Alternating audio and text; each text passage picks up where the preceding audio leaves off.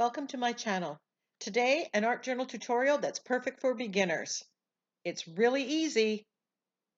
I'm Karen Burchill, Creative Katie. Now let's get started.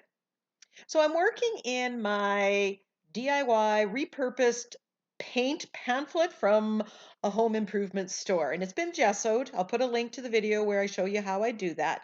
And I just have a bunch of vintage printables that I've printed off, and I'm ripping them up and I'm covering the surface. I just want different elements going to be peeking through. This is going to basically make the major proportion of my background. And I'm doing both pages because I think if I'm doing one side that's vintage, I don't want the other side to not be vintage, but I won't be finishing the second page today. So once I have a basic idea of where I want all the various pieces, I'm gluing this down with matte gel medium from the Crafter's Workshop. I've ripped all the edges. I've gotten rid of straight edges because I want that texture that that's going to give. As you layer one on top of the other, it gives lots of interest. So not only are you going to see what the printable is, but you've got all that added layering and texture. I'm putting a coat of the gel medium underneath and a coat of it on top. And I'm going over the edges a little bit. Those are the only places that I keep the straight edges and right next to the spine. And while there may be a little bits of the page still peeking through, I pretty much covered it completely. You can use book pages, you can use music pages, or just print off vintage printables.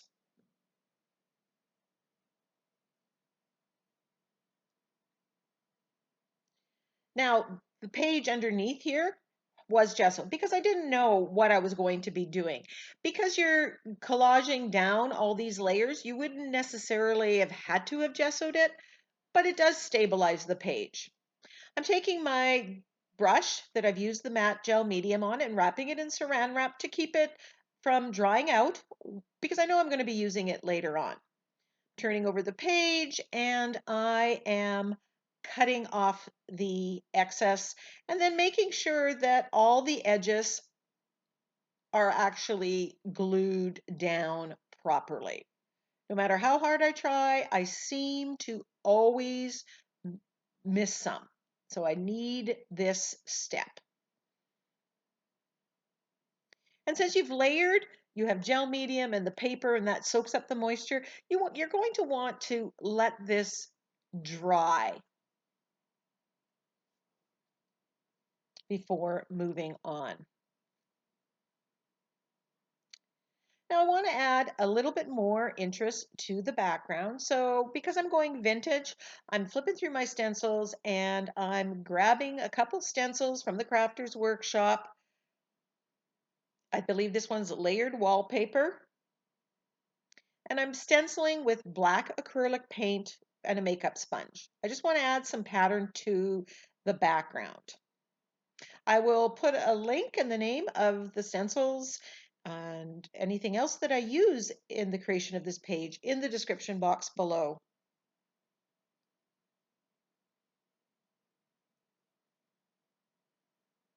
So this is the first video using my new mount for my camera, so you get an overhead view, working out some bugs. Let me know if you notice a difference. This stencil is another favorite that just reads vintage with me, and it's called Linked Tiles. Now I'm grabbing some gesso. Now this was just store brand art store economy gesso, but it thickens.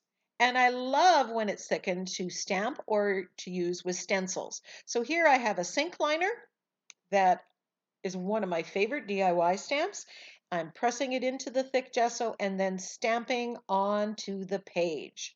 And I'm liking the contrast. We've got the vintage color in the background with the black and the white. And I think it was at this point that I've pretty much decided that I'm just going to leave that background pretty much as it is in all its vintage glory.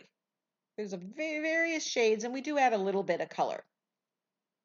In trying to decide what to do next, I know I'm going to use Elena Zinsky's um, digital faces stamp, but I want to add another element to the page. So I'm using this Modern Poppy napkin, and I'm not sure which ones I want to use. So I'm just doing a rough cut, and I'm using a liner brush and water to cut this out roughly. And then I can play with the composition and get an idea of how exactly I want to use it.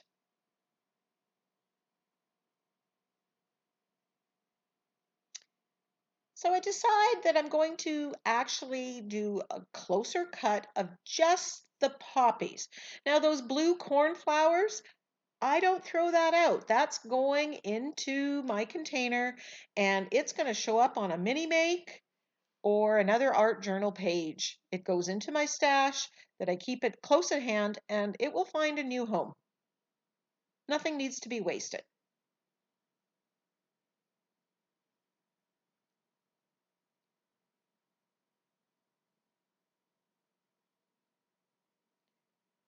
So using the liner brush, this I find is just the fastest way to do this. So I'm thinking, do I want to put flowers in her hair? I'm loving how that bright red plays off that very neutral vintage background. So I cut out some more. I noticed that some of those poppies have green in the center, so I cut out 3 of those, and I'm gluing those down the side. Now, as I start gluing, I realize this is really dark here, so I grab my makeup sponge and some white gesso, and I just use it lightly just to knock back that, because I don't want all that darkness to come through the poppy.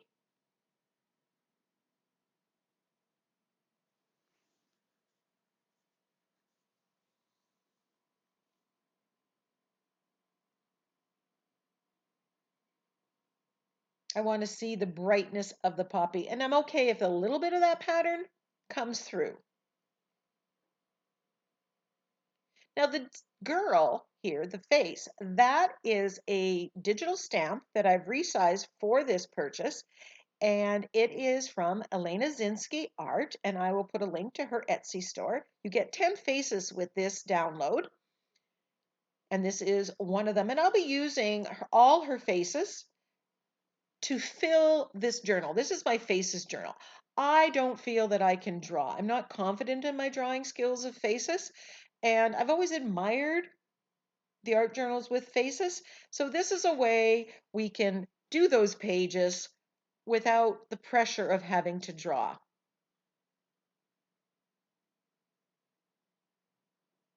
Now I'm taking some, I'm not sure if it's parchment or unbleached, it's unbleached titanium, and just putting that in a few areas, especially where I whited it out a little bit with the white gesso, just to neutralize that background. I did think about leaving this white. I really liked how the white was there, and then I thought, you know what, be brave. Let's colorize this girl. So I mixed up a flesh tone, and I'm just experimenting. If I like it or if I don't like it, I adjust as I go. This is something that I am learning and I am watching videos, but it's important that we do the process of creating and then watch videos. And then it makes more sense to us and we know what we're struggling with. So I'm using the red that's in the poppies on her lips.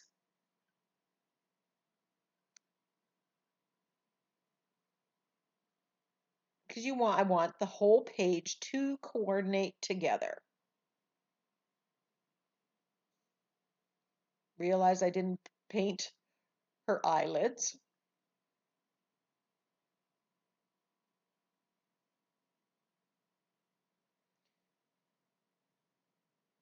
I'm just adding some lighter colors and some darker colors to shade. And I will be coming back and shading the face and the girl as well. Painting the parts of the eye black. And I'm using a liner brush, and I thin the paint, the medium body acrylic ever so slightly. Then I like the green in the poppy, and I decide I'm going to make her eyes match the green that's in those poppies. And then painting out the whites of the eyes. And this just brightens it. As much as the copy paper that I printed it on was white, this just really made the eyes stand out. Now with these girls, you can adjust the neck, you can put clothes on them, you can paint whatever color hair, you can change the hair. And I'm hoping to play with it and experiment as I fill up this DIY art journal. And I thought with the background, because it's neutral, I thought brown hair would be good. But quite honestly, you can go with any color. The possibilities are quite endless. When I'm painting here, when I'm colorizing this digital stamp, I'm using mostly an angle brush. I just find that it works really well for getting into all the corners.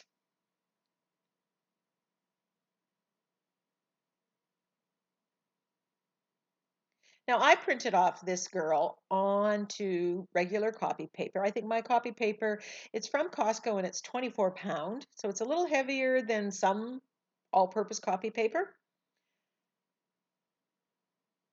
But you can print it off onto tissue paper,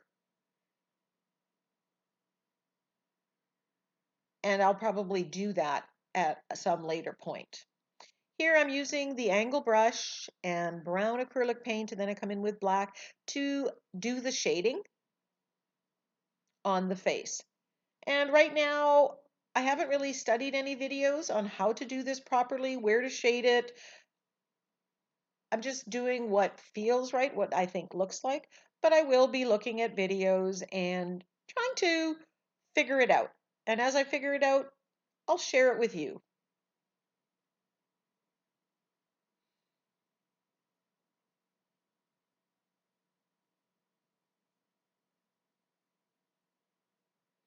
And I'm shading a little bit on the outside of the girl to help her stand out from the background.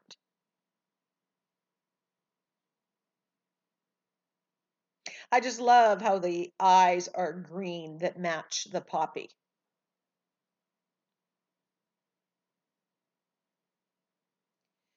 Now I'm taking some of that red paint that I used on the lips and I'm going over, basically making a wash really, and going over the poppies just to brighten them up just a little bit. If you watch some of my other videos, you've seen me colorize using white gesso and paint. Now I want to introduce some of that red and some of that green into the background. So I'm just taking some in my finger and just rubbing it over ever so softly. I don't want a lot of color, just a hint of it. Now I had this other poppy that was in there and I thought, oh, it'd be fun to have it in her hair. So again, I'm just using some white gesso to knock back any of the darker areas behind so I don't see that come through the poppy. And then I'm layering up these two poppies in her hair.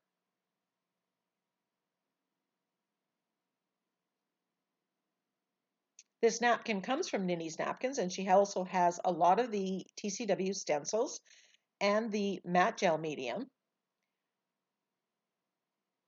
But you could use other floral napkins.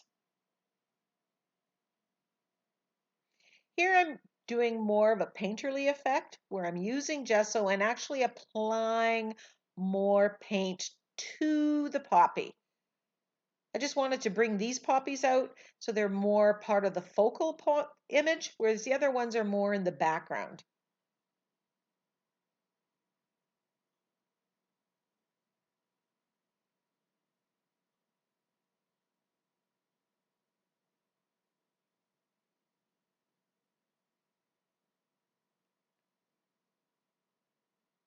Now I'm adding some highlights and some shading. Different parts here, I've got just white acrylic paint, and I'm just adding a little bit. It really added to the poppies, that little bit of white. Added some to the lips, to the centers of the eyes. And again, I'm just going by what I think looks right.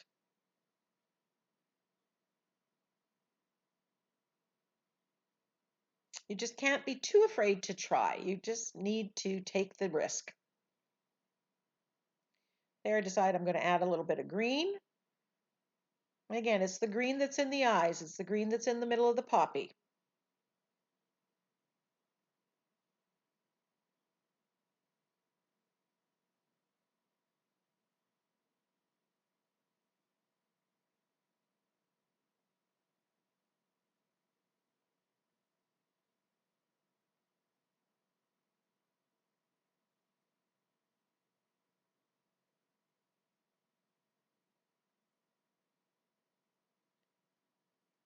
I'm using my angle brush and black acrylic paint. I'm using the floating acrylic technique.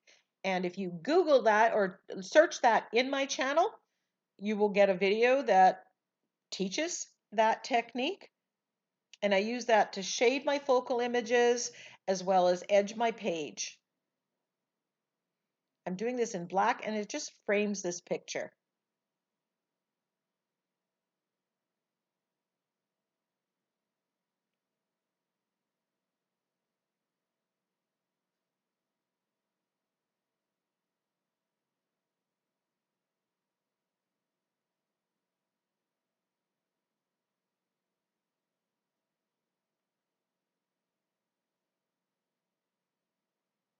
I really like this girl. I like the shape of her head and everything, but I can really see the possibilities of taking this and changing the hairstyle, adding, making it long, making it different colors on different kinds of backgrounds.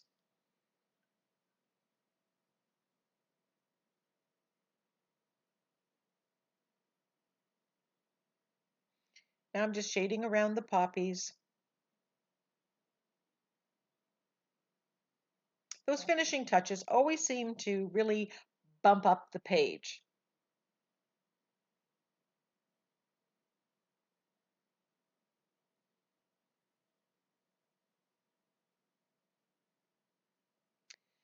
Then I went through my sentiment packs, and I believe this is from my sentiment pack number 1. And it says, "Be a voice, not an echo." And I bubble cut around the script part.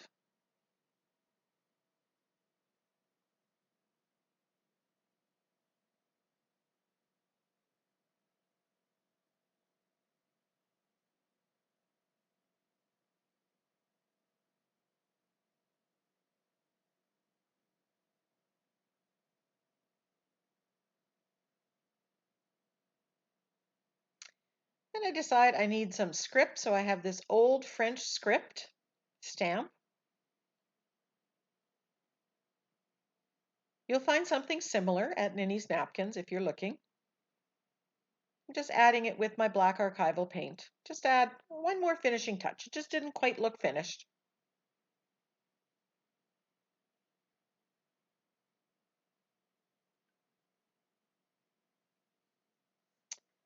And so there we have the finished page. I hope you love it as much as I love it. Now I'm going to do a recap with my prompt and process cards. So we started by collaging vintage printables on the entire background. I stenciled to create pattern using stencils that I thought reminded me of the vintage feel. And then I stamped with the DIY stamp with thick gesso. And I used black and white to add contrast to the neutral page. I used the digital download for the focal image along with the napkins, the poppy napkin.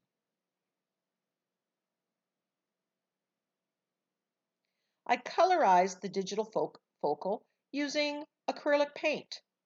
I matched some of the colors that were in the poppy to the girl.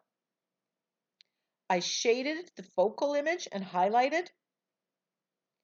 I adjust the color of the napkins with a wash, and I edged the page with black. And I did some stamping at the end with the script stamp. I added the sentiment to the page. Thank you so much for joining me. Give me a thumbs up, leave me a comment, ask me a question. Until next time, go get creative.